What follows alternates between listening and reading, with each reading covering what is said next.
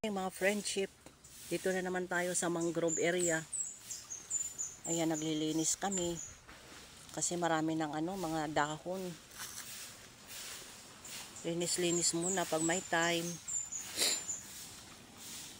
Ayun sila nagwawalis. High tide ngayon mga friendship.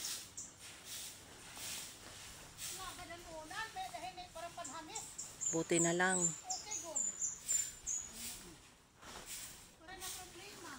Buti na lang, mataas dito sa lugar na ito. Sa gitna ng kabakhawan.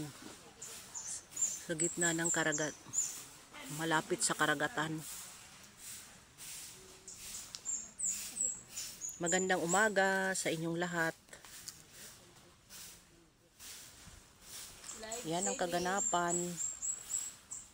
Ang aming mga tanim na mga mangrove. Ayan, mayroong sinasabing pututan, may bakhaw.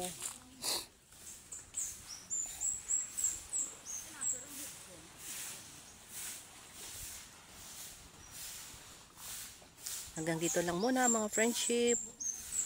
Magandang umaga sa inyong lahat.